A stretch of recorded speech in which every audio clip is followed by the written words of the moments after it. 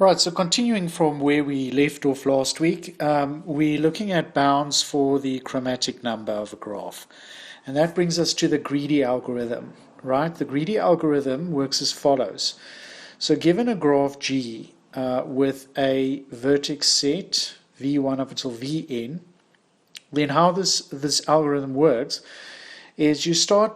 Remember, we said a coloring is a function that assigns to each vertex a natural number from 1 up until k to produce a k coloring. Now, this function assigns these natural numbers in such a way that no two adjacent vertices receive the same natural number. So now we color V1, we start with the sequence V1 up until Vn, and then we color V1 with the first color. Right, now having colored V1, then you move on to V2. Now if V2 is adjacent to V1, if V2 is not adjacent to V1, then we use the smallest natural number. And the smallest natural number we've used is color 1, so we assign V2 1. If, however, V2 is adjacent to V1, then we have to use the next smallest natural number which we've not used, which in this case will be 2. Right. So in general, once you've colored your first I vertices, for any index larger than I, you color the ith plus 1 vertex with the smallest color that none of its neighbors have been colored with so far. So this VI, if you look at the preceding vertices, if it's adjacent to any one of the preceding vertices, you look at all the adjacencies and you look at all the colors that you've already used in those adjacencies, and you just choose the smallest permissible color you can use or natural number, and you color VI plus 1 that color. So that's how the greedy algorithm works. Now, in the greedy algorithm, the order in which you sequence the vertices, it does matter. And with the following example, depending on how you order the vertices, it's going to have an influence on the coloring that you get. In this case, if you order the vertices V1, V2, V3, V4, V5, and V6, if you start coloring V1 with one color, so V1 gets color 1, you can also color V2 with color 1 because V2 is not adjacent to V1. Then you move on to V3.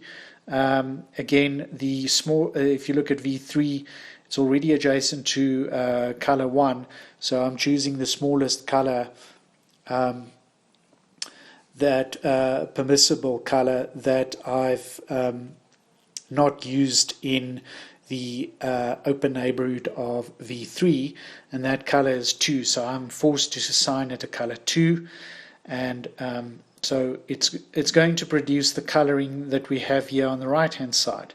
Now let's look at a different way. If we order the vertices differently, and we order them as follows, now we order them as they appear on the cycle. Then obviously if I assign V1 color 1 and I assign V2 color 2, then again I can assign V3 color 1 because in the open neighborhood of V1 it's only adjacent to one of the preceding vertices, and I've already used the smallest color that I've used in its open neighborhood is 2. And so therefore I can use the next smallest one. The smallest one I have not used in its open neighborhood, and that is the color 1. And then I can carry that through and produce a 2 coloring. So it's evident that in the first instance we don't get we get a larger result. So in some cases, the greedy algorithm can arise in a very inefficient way of finding an upper bound, and it all depends on how you order the vertices of a graph. Right, so that brings us to our first actual result that we can obtain through the greedy algorithm. And that is that the chromatic number of any graph is in fact at most the maximum degree of G plus 1. So you can use a simple coloring via the greedy algorithm. Right, so we claim that for any graph G, the chromatic number of G is at most the maximum degree of G plus 1. So we're going to use the greedy algorithm to prove this. Right, so we're going to partition the vertex set of the graph G as follows. So we're going to pick a set. Pick the largest independent set of vertices. So let V1 be the largest independent set in the vertex set of G. We pick a set V2 and we let V2 be the largest independent set in the complement of V1. In other words, in the set V of G minus V1. So basically, in general, we let the ith V be the largest independent set in the set of vertices of G without the union of all the preceding sets that I chose. Okay, so if we just look at a diagram, what does this look like? So there we pick V1. V1 is the largest independent set. So you don't have edges between the vertices there. They are all independent. Then you go to the complement. Right, then you pick the largest independent set in the complement. Okay, there's my set of vertices that I've chosen, and we call that the set V2. So we partition that off there, and we call that the set V2. Note that every vertex in V2 is adjacent to a vertex in V1, because if this weren't the case, for example, if this vertex here was not adjacent to a vertex in V1, then I could just simply add that vertex there, and that would give me a contradiction with my choice of V1. So therefore, every vertex here is going to have a neighbor in V1. Okay, that is definitely going to be the case. Okay, now we choose V3. We go to this set here. Okay, and then we choose the largest independent set there. Right, so let's choose our largest independent set there. There's my vertices that I've chosen. That's my largest independent set. And then I basically partition that off, and I call that my set V3. Again, note that every vertex in V3 is adjacent again to a vertex in V1, and because it's the largest independent set in Vg minus V1, because it's the largest independent set in Vg minus V1 minus V2, we have that every vertex in V3 is also adjacent to some vertex in V2. If this weren't the case, you would merely say take that vertex there and just add it to that set there, and basically you would have a contradiction with the way that you chose V2. Right, now you can carry this process through until you reach the end.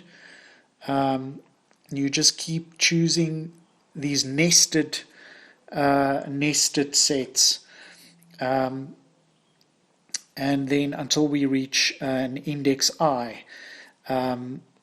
And basically you've chosen your last little set there, and we call that our ith v. Okay, now note that every vertex in vi is adjacent to at least one vertex in all of the preceding sets. If this vertex v is not adjacent to a vertex in one of the preceding sets, you can just add it to that preceding set and you get a contradiction with your choice. So this vertex v has a neighbor in each one of the preceding sets by our choice of our independent sets. Now that you've chosen it, you're going to basically you're going to color all your vertices in your first set. You're going to color it a certain color. I'm going to color it, say, red. Okay, and then you're going to, in your second set, you're going to color that a different color. Okay.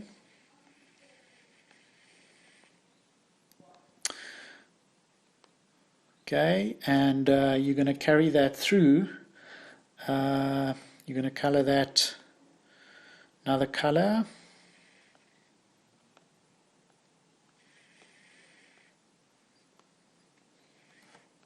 And that is basically how your coloring is going to work. And essentially what you're using here is you're using the greedy algorithm because you're ordering the vertices. How are you ordering the vertices? The vertices are ordered as follows. They are ordered, we will illustrate that now because it's important that one understands the concept of how the greedy algorithm works. So basically now what you're doing is you're ordering the vertices. In V1, you order them V1, V2, V3 up until your V1. Okay, that's how you order them. Then you go to V2 and you order the vertices,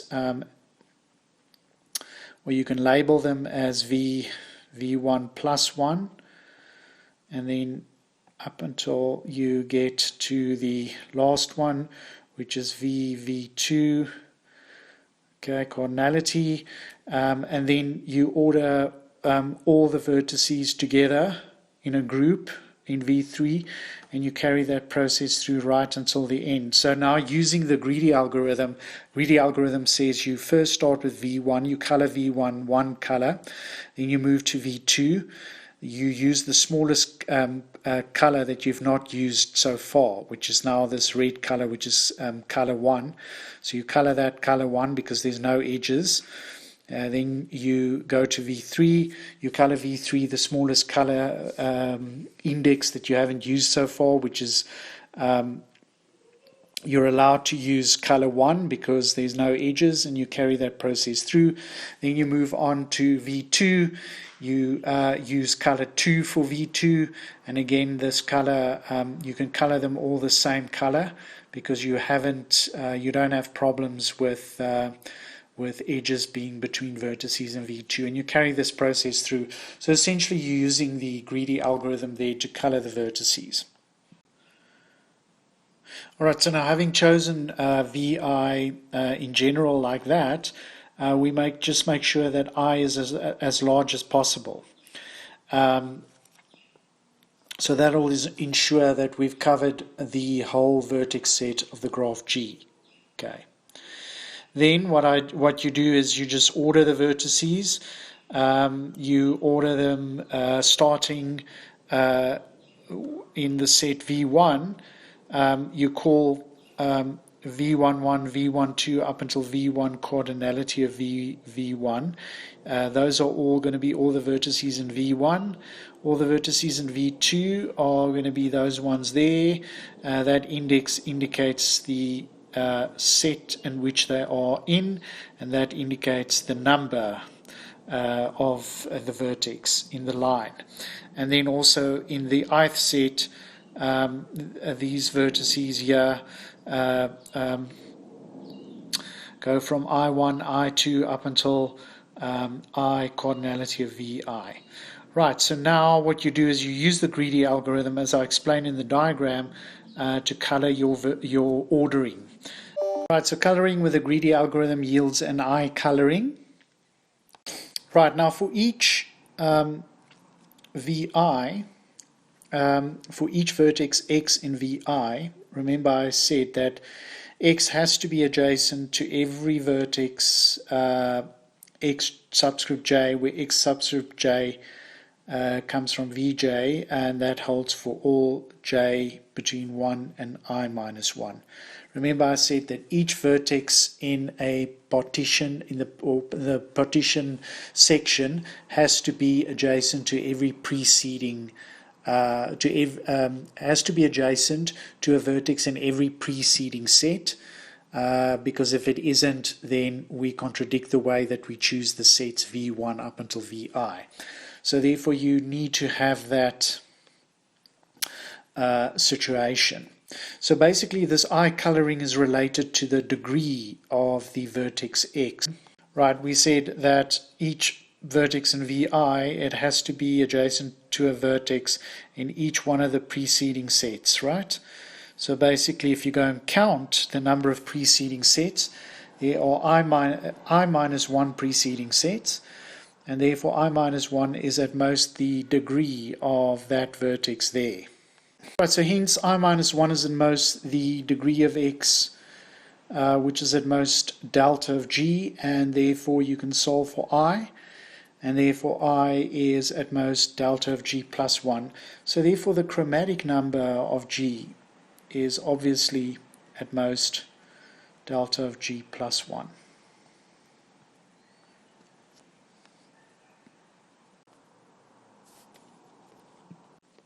Okay, so now having done that, it turns out that we can actually go and improve this bound, this delta G plus 1 bound. We can actually go and improve it to delta of G. But before we can do that, we need to make the following observation.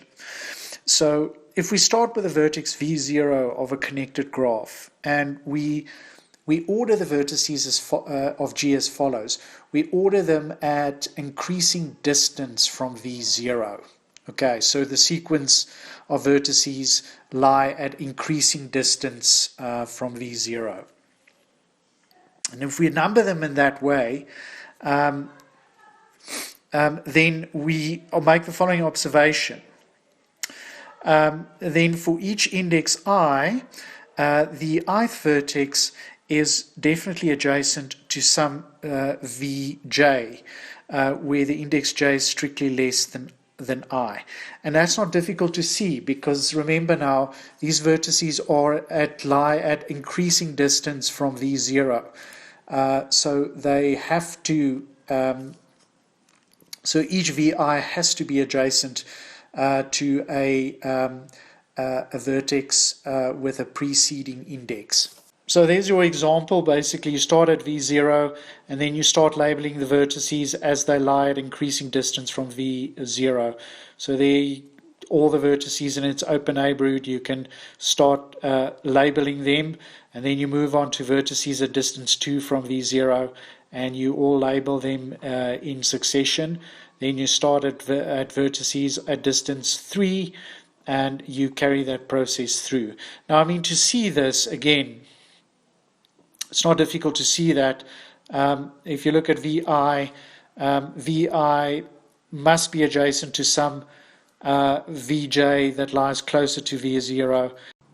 Right, so there you can see at V0, you look at D1 as all the vertices at distance 1, and you can basically again label them as previously. You label them as V11, V12, V13, V14. Okay, then you look at vertices at distance 2. You call that V distance 2, 1, V distance 2, 2, V distance 2, 3, V distance 2, 4, and again V distance 3, 1, V distance 3, 2, V distance 3, 3, and V distance 3, 4, and then up until you get to the vertices at distance I, again VI1, VI2, VI3. And it's easy to see that if you label V11, V12, V13, V14, if you start labeling these vertices V1, V2, V3, V4, V5, V6, V7, V8, V9, V10, up until you get to the ith, then it's easy to see that each vertex Vj or Vi has to be adjacent to a vertex Vj, where the index j is strictly less than I. Okay, and that's just simply because the way that you chose to label your vertices, you label them at increasing distance from V0. Okay, so basically, having covered that, just recall what a block is. A block, remember, a block of a graph G is a maximally two connected subgraph. So what's a two connected subgraph? It's a subgraph that I have to remove. Well, it's a connected subgraph, and it has no cut vertices. Right, so and it's maximal with respect to the two connected property. In other words, if I add any vertices to the subgraph, I'm going to get a breakdown of the two connected property. So in other words, I'm going to get a disconnected graph, or I'm going to get a graph with at least one cut vertex if I add any vertex to that subgraph. Now, if the connectivity, if kappa of G of G is at least 2, then obviously G is a block, because then G has no cut vertices and also G is connected. Now, if kappa of G is 1, then two blocks of G share at most one vertex, which is a cut vertex. Right now, as an illustration, if B1 and B2 are two blocks and they share two or more vertices, then just as an illustration, if you go and delete V, then B1 minus V and B2 minus V is basically still going to be connected graphs. Right, so basically this whole piece here is going to be connected, and that whole piece there is going to be still connected. So basically that means that I can go and throw I can go and throw B1 I can go and throw B1 together with B2, and that will still be a block because there will be no cut vertices. And so therefore that will contradict the maximality of B1 and B2. Right, so an N block is a block that contains only one cut vertex of G, and as an illustration, below the N blocks are in blue. Right, so the N blocks are somewhat similar to N vertices in trees. Every graph with kappa of G equals to 1 has at least two N blocks. Right, now if we go back to our previous bound for the chromatic number, which was the maximum degree of G plus 1, we can actually get equality within this upper bound. For example, if G is an odd cycle, or if G is complete. If G is complete, so if G is Kn, so if G is Kn, then the maximum degree of G is going to be n minus 1, and therefore the chromatic number of G is obviously equal to n, and n is in fact delta of G plus 1, right?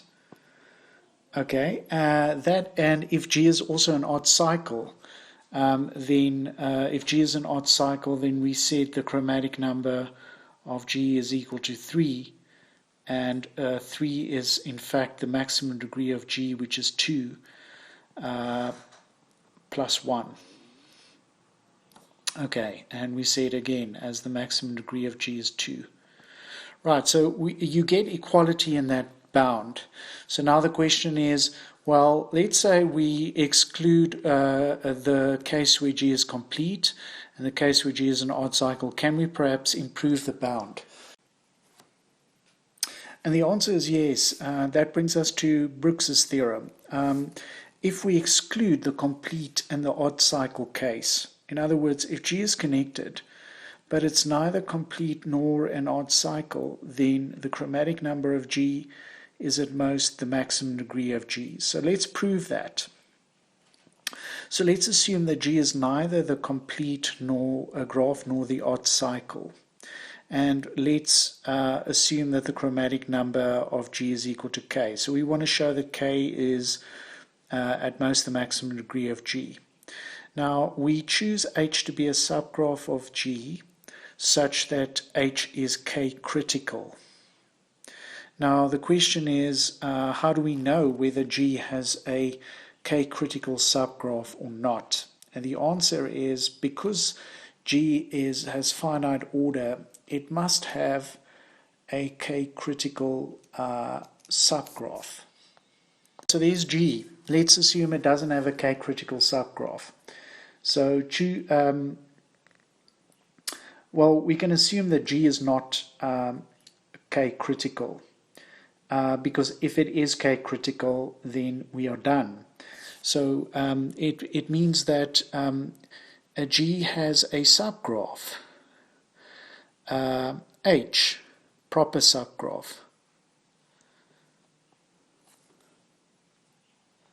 Now remember, just to recap, what is a K-critical graph again? It's a graph that's chromatic number K, and that if you look at any proper subgraph of that graph, that proper subgraph is going to have chromatic number smaller than K. So again, we said that, well, if G is K-critical, we are done. So therefore G is not K-critical. So therefore it must have a subgraph H, where the chromatic number of H is in fact equal to K. Now if H is K critical, then we are done. So therefore H is not K critical. So we are able to find another proper subgraph, call it H1, okay, and the chromatic number of H1 is going to be K as well, right? If H1 is K critical, we are done. So therefore H1 is a proper subgraph again, and we call that proper subgraph H2, such that it's H2 is exactly chromatic number equals to K. Right, now somewhere along the line you're going to stop somewhere. You're going to find a K critical subgraph, because if it wasn't the case that you could do this, you could just repeatedly choose a smaller and smaller and smaller set, and if you never stop, you're going to go on infinitely, and that's going to imply that G is infinite order. So G definitely has a K critical subgraph. Let's call this K critical subgraph H. Now remember, we said that every K critical graph is connected, so we may assume that H is connected. And it has to be 2 connected as well. Because remember, if it has a cut vertex, then because it's K critical, you can color each component with K minus 1 colors, and therefore you can put that coloring back together again and obtain a K minus 1 coloring of H, which is a contradiction. Right, that brings us to the first claim, and that's a claim If it happens that H is an odd cycle, then we're done. Okay, what happens if H is an odd cycle, then the chromatic number of H, which is K, is equal to 3. And so the chromatic number of G has to be equal to 3. Therefore, we have to just show that the maximum degree of G is at least 3. But the reason why the maximum degree of G is at least 3 is because H is a proper subgraph of G, right? It means that if H is a cycle, there has to be a vertex on that cycle that's adjacent to a vertex that doesn't lie on that cycle. And there must be such a vertex because H is a proper subgraph of G. And there has to be, okay, so therefore every vertex on this cycle H will have degree 2, and therefore one of them, at least one of them, is adjacent to a vertex that lies outside of the cycle, so this vertex will have degree 3. So the maximum degree of G will be at least 3. So therefore we are done. Claim 2, if H is complete, then our result also holds. Because if H is complete, remember, G is definitely not H, so therefore there's a vertex on G that doesn't lie on H, and this one of these vertices must be adjacent to a vertex on H. So therefore the maximum degree of G is at least K. Maximum degree of G is at least K, because every vertex in H has degree K minus 1. Right, so the maximum degree of G is at least K. And also in this particular case, again, the chromatic number of H is going to be K, like I said, and that is going to be the chromatic number of G. Okay, so we have those two claims out of the way. So therefore, we can actually assume from now on that H is neither complete nor an odd cycle. And we can also assume that the K is at least 4. Just observe that if K is 2, then G is a bipartite graph, right? And if the maximum degree of G is at least 2, then we're done.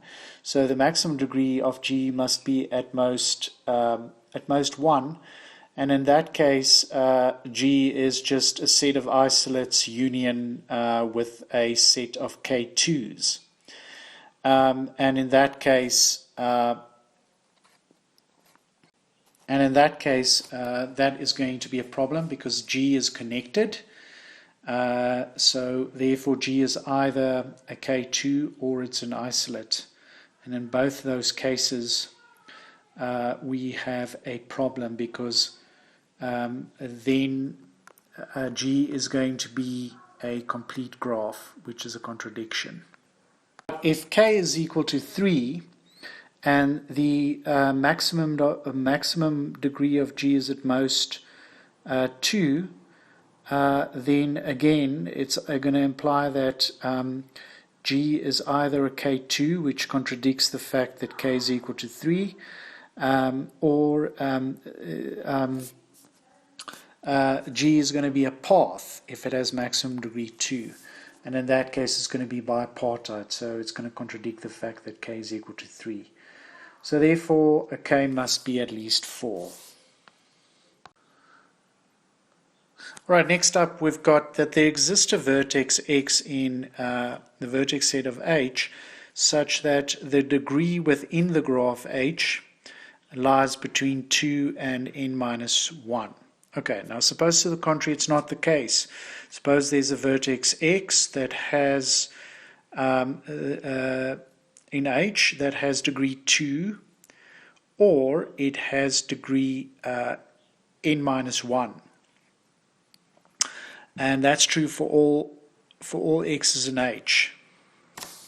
Now remember, H is not Cn, and H is also not Kn.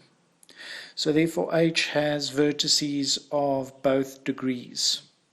It It has vertices of degree 2 and of degree n minus 1. Okay, because if it only has degree 2 vertices, it's Cn, and if it only has degree n minus 1 vertices, it is Kn. Now this implies that H must contain either 1 or 2 vertices of degree n minus 1.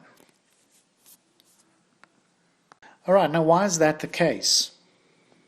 Now it's easy to see, because if you have two sets, the one set with the 3 vertices all have degree n minus 1.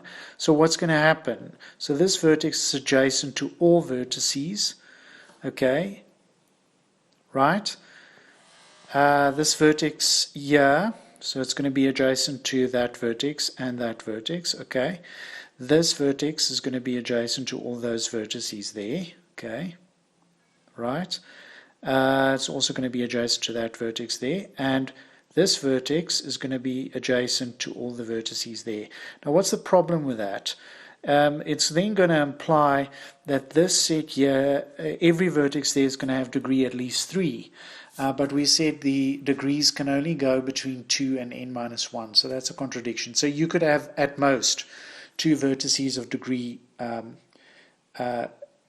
you can have at most 2 vertices of degree n minus 1, either 2 or 1.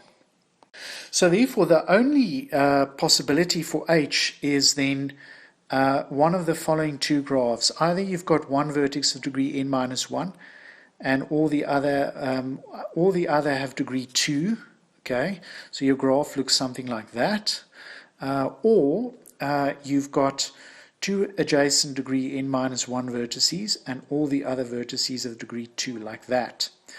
Now if you go and color if you go and color those two cases, the first type has chromatic number what? What is the chromatic number there? This graph you can color in that way. You can color 1, color 2, color 1, color 2. You can let that alternate, color 1, color 2, and then you assign that color 3, right? So the chromatic number there is at most 3, which is a contradiction. We already said it's at least 4. In this case, you can color each one of these vertices with color 1, and then you can color the 2 remaining ones with color 2 and 3 respectively. So therefore we have a contradiction in that case. So therefore there must exist a vertex X that has degree within H that lies strictly between 2 and n minus 1. Then we have our fourth claim, and that is there exist 2 vertices U and V within H that lie a distance 2 from one another, such that if I delete those 2 vertices from H, my graph is still connected. Now by claim 3, H has a vertex X that has degree that lies strictly between 2 and n minus 1. Now what's the implication of this? The implication of this is that there must exist a vertex Y in H that lies at distance, there must be a vertex Y of H that lies at distance 2 from X. Here's my vertex X. Now the open neighborhood of X contains at most n minus 2 vertices, right? So therefore the order of H is assumed to be n, so therefore there's at least one vertex in the vertex set of H minus the closed neighborhood of X within H.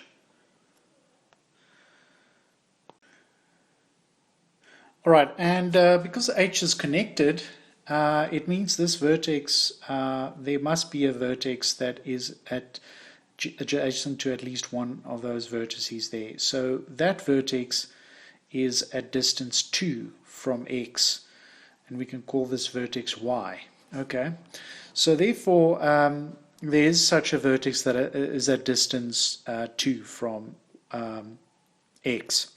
Now if kappa of h minus x is at least 2, then I can just add y to my set, so that h without x without y will still be connected, and we can just let u be x and w be y, and then we have proved this little part here. Okay. Right, so then that yields claim 4. All right, so we may assume now that that kappa of h minus x is 1, right? So that means that if I take h and I delete x, then that graph must have a cut vertex. Now, a graph with a cut vertex has at least 2 end blocks. Okay, and this should be a result that you proved in the first semester. Right, so h minus x is at least 2 end blocks, b1 and b2 respectively. So we call the 2 cut vertices that correspond to b1 and b2 x1 and x2 respectively. So here's like just a little diagram to illustrate how this works. There we've got block B1 with cut vertex x1, and there we've got block B2 with cut vertex x2. Right, now x has neighbors y1 in the vertex set of B1 without x1, and y2 in the vertex set of B2 minus x2, since otherwise we would just be able to delete x1 and x2 respectively, and that would form a cut vertex. So as an example, look there, if x was only adjacent there and we didn't have that edge there, then we could just delete this vertex here and the graph would become disconnected. Right, now, okay, so since we said that B1 is 2 connected, because B1 is a block, it means that B1 without Y must be connected. And the same for B2. If we delete Y2 from B2,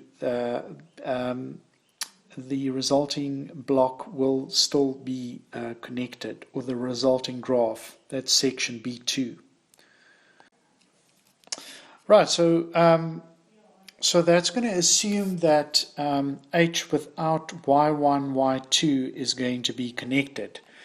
Right, so therefore, okay, so let's just quickly again check why is it that H minus Y1, Y2 will be connected. If we go back to the sketch, right, now remember, if we delete Y1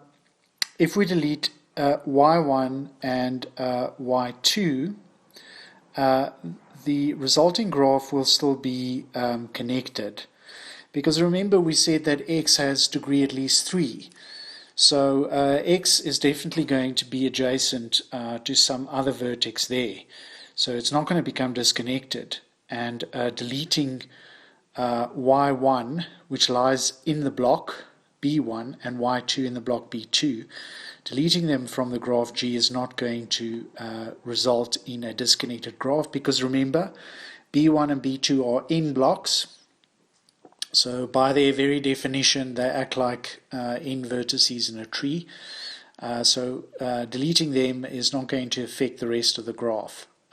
Right, so therefore deleting y1 and y2 is definitely going to lead to a connected graph. So going back here, all we do is we label y1 as u, and we label y2 as w, and that's going to prove claim 4. Then lastly,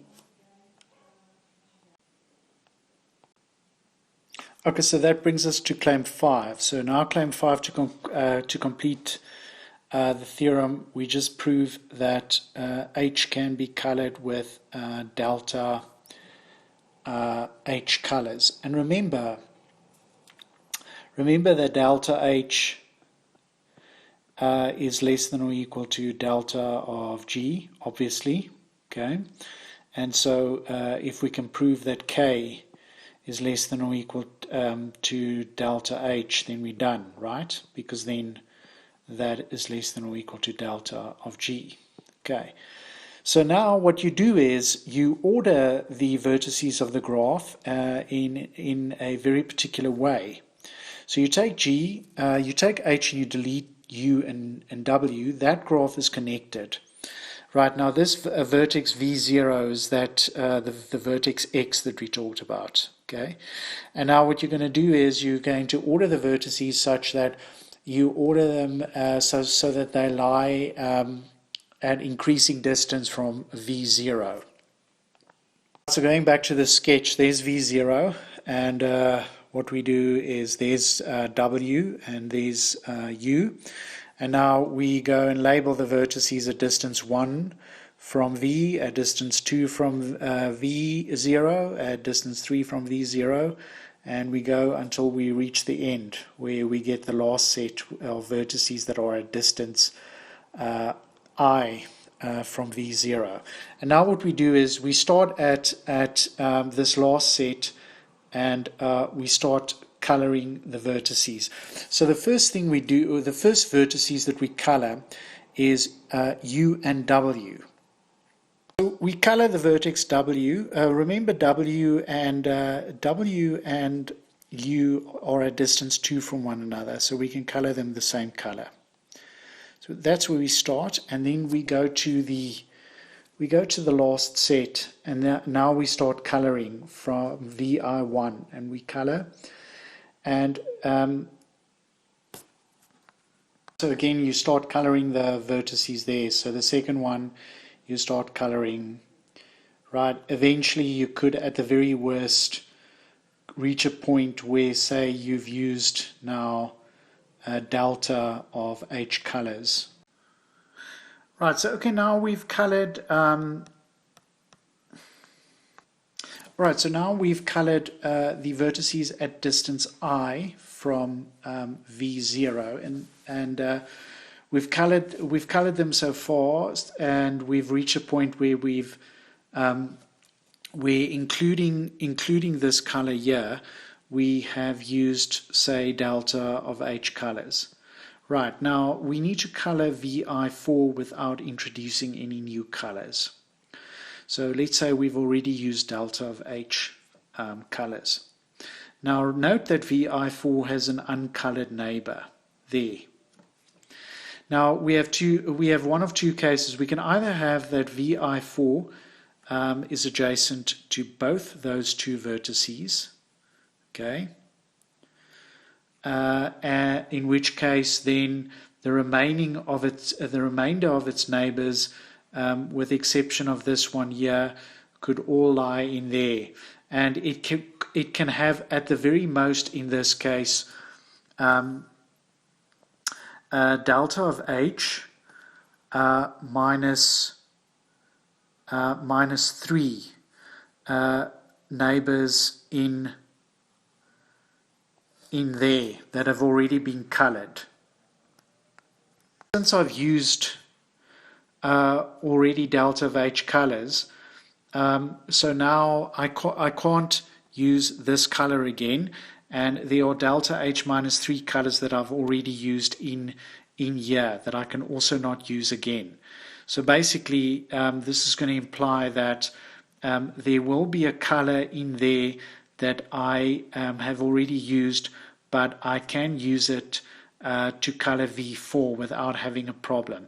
And in this example, we can say use the color red because VI4 is at most delta H minus 3 colored neighbors within DI.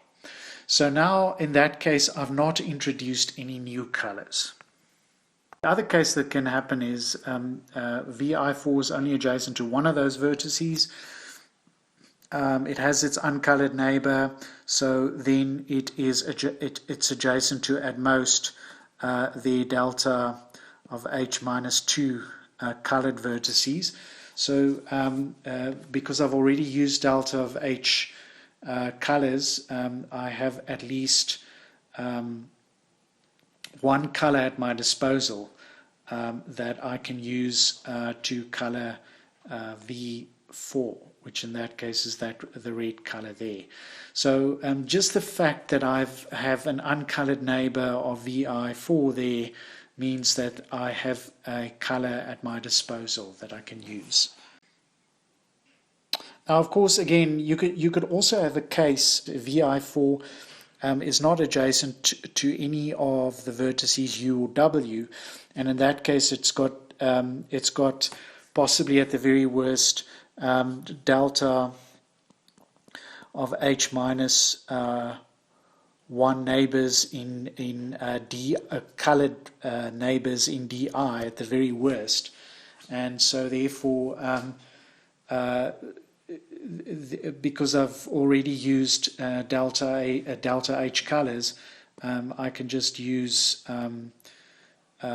I can use that color that I assigned to U and W. I can assign a VI4 that color, and so I have not introduced any new colors.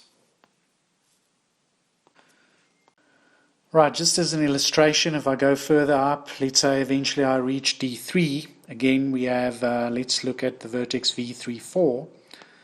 V34 could be adjacent to, again, two of those vertices there, in which case, again, V34 has an uncolored neighbor there, and so therefore at the very worst, V34 is adjacent to delta, at the very worst, delta H minus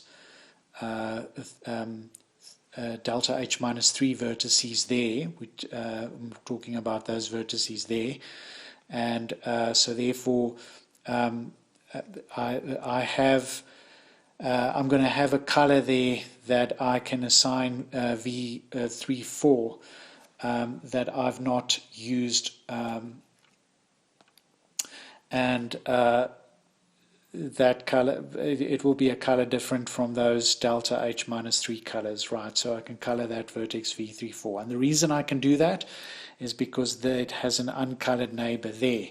The other case is where you just have a situation where you have adjacent there to one vertex, and so these vertices here, at the very worst, I have already used delta H minus 2 colors in the open neighborhood of V34, and therefore again there will be a color that I've not used, well, a color that I've used before, but that it will be sufficient to color V3 with it, because of the delta H I've only used delta H minus 1. I've only used delta H minus 1 colors. I've only used delta H colors, and in the open neighborhood of V34, I've only used delta H minus 1 colors. So I can just, there will be a color available to use for V34. Right, so I can color I can take H and I can delete U and W, and I can order the vertices in increasing distance from V0, and then I can list U and W and start at the vertices that are the furthest away from V0 and work myself towards V0, as I illustrated in the previous clip.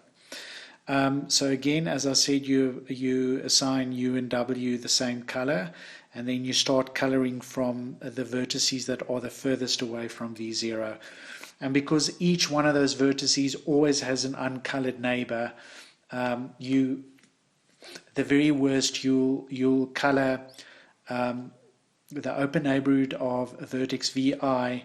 There will always be a color available that I've used before, but I haven't used it in the neighborhood of the particular. I haven't used it in the neighborhood of that particular vertex. so I can color it with that available color. Okay,